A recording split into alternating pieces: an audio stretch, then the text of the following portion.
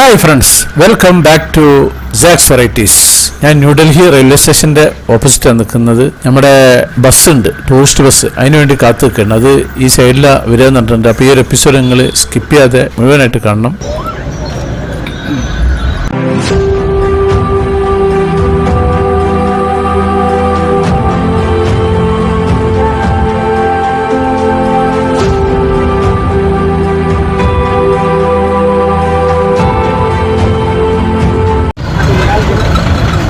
ഇതാണ് നമ്മുടെ ബസ്. അപ്പോൾ ബസ്സിൽ ഞാൻ കയറാൻ പോവാണ്.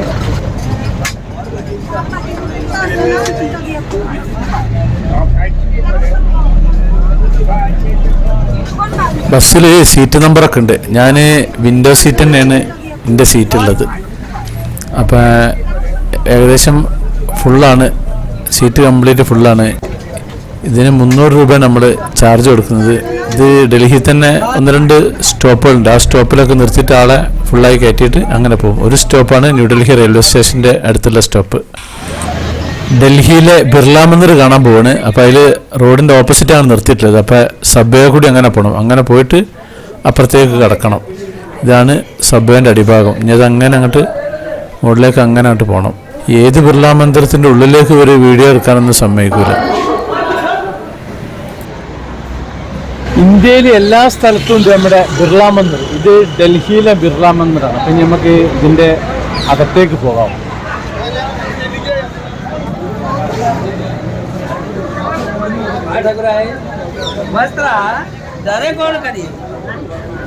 ഇവിടെയാണ് ചെരുപ്പ് സൂക്ഷിക്കുന്ന സ്ഥലം. ഇവിടെ പിന്നെ ഫ്രീ ആണ്, പൈസ ഒന്നുമില്ല. ഇന്ത്യയിലുള്ള ഈ ബിർള മന്ദിരത്തിൻ്റെ ഉള്ളിലേക്കൊന്നും നമ്മളെ ക്യാമറകൾ, മൊബൈൽ സ്റ്റാൻഡുകൾ, ക്യാമറ സ്റ്റാൻഡ് ഒന്നും കൊണ്ടുവരണം.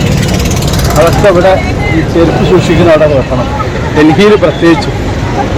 അപ്പം ഇനി ഇതിൻ്റെ അകത്തേക്ക് പോവാണ്. ബാക്കി നമ്മൾ അകത്ത കാഴ്ചകൾ കാണാൻ പ്രയാസമാണ്. അപ്പോൾ ഈ പുറമുള്ള ഇയറിനുള്ളില്ല തന്നെയാണുള്ളത്. അപ്പോൾ ഉള്ളിലൊക്കെ കണ്ട് ഞാൻ തിരിച്ചെത്തിക്കുന്നു. ഇവിടെ ഒരു ടെലിവിഷൻ ഉണ്ട്. അപ്പോൾ അതിൻ്റെ ഉള്ളിലുള്ള കാര്യങ്ങളൊക്കെ ഇവിടെ ഇങ്ങനെ കാണാം. ഇത് നമ്മുടെ മഹാത്മാഗാന്ധിയാണ് ഉദ്ഘാടനം ചെയ്തിട്ടുള്ളത്. ടെലിവിഷൻ അല്ല കേട്ടോ, ഇതിന് ബിർള മന്ദിർ എന്നല്ല പേര്. ഇതിന് ലക്ഷ്മി നാരായണ ക്ഷേത്രം എന്നാണ് ഇതിൻ്റെ പേര് ശരിക്കും. ഇതൊരു ഹിന്ദു ക്ഷേത്രമാണ്. ഇതിൽ ലക്ഷ്മി നാരായണൻ്റെ പ്രതിഷ്ഠയാണുള്ളത്. അതായത് വിഷ്ണുവും ഭാര്യ ലക്ഷ്മിയാണ്. ഇതിനോട് ചാരിയിട്ട് ഇവിടെ ഒരു കോൺഫറൻസ് നടക്കുന്നുണ്ട്. അതിലേക്കുള്ള എൻട്രൻസ് ആണ് അത്. അപ്പോൾ നമുക്കിതൊന്നും ഇങ്ങനെ കാണഞ്ഞ് പുറത്തെ കാഴ്ചകളൊക്കെ ഒന്ന് എല്ലാവരും സെൽഫി എടുക്കലൊക്കെ ആയിട്ട് ഇങ്ങനെ നിൽക്കുകയാണ്. 1939 ജുഗൽ കിഷോർ ബിർളയാണ് ഇത് പണി കഴിപ്പിച്ചത്. ശിവന്, ഗണേശന്, ഹനുമാന്, ബുദ്ധന് എന്നിവർക്ക് സമർപ്പിച്ചിരിക്കുന്ന ചെറിയ ആരാധനാലയങ്ങൾ ഇതിൻ്റെ തൊട്ടടുത്തുണ്ട്.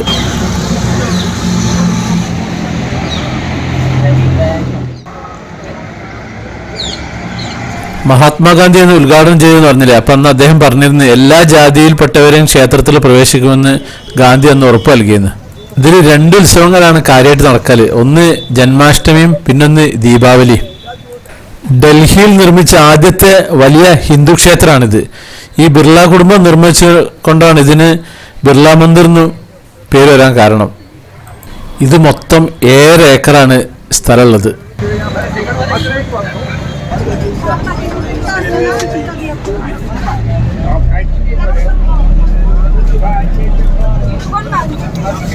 ഇന്ത്യയിലെ ഒരു ബിർള മന്ദിറിൽ ചെന്നാലും ഇങ്ങനെ തന്നെ അവസ്ഥ. അതിൻ്റെ ഉള്ളിൽ പോയ വീഡിയോ എടുക്കാൻ പറ്റില്ല.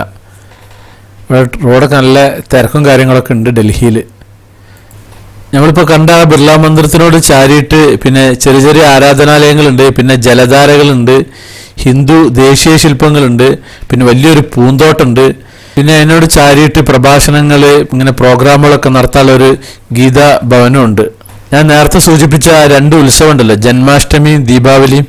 ഈ 2 ഉത്സവങ്ങളും ആയിരക്കണക്കിന് ഭക്തരാണ് അങ്ങോട്ട് വരാറുള്ളത്. ഞാൻ നേരത്തെ പറഞ്ഞ ആ ജുഗൽ കിഷോർ ബിർളൻ്റെ ഒരു അച്ഛനുണ്ട്, ബൽദിയോദാസ് ബിർള. അദ്ദേഹമാണ് പിന്നെ ഇതുണ്ടാക്കാൻ മുൻകൈ എടുത്തിട്ടുള്ള ആള്. അദ്ദേഹം ഒരു പിന്നെ മനുഷ്യസ്നേഹിയൊക്കെ ആയിരുന്നു. ജാട്ട് മഹാരാജ് ഉദയ്ഭാനു സിംഗ് ആണ് ഈ ക്ഷേത്രത്തിന് തറക്കല്ലിട്ടത്. അപ്പം നമ്മുടെ സാക്സ് വെറൈറ്റീസ് ചാനൽ നിങ്ങൾ ആദ്യമായിട്ട് കാണുന്നവരാണെങ്കിൽ അത് സബ്സ്ക്രൈബ് ചെയ്യാൻ മറക്കരുത്. പിന്നെ അതുപോലെ ലൈക്ക് ചെയ്യാൻ മറക്കരുത്, കമൻറ്റ് ചെയ്യാൻ മറക്കരുത്, ഷെയർ ചെയ്യാനും മറക്കരുത്. എന്നാൽ താങ്ക് യു.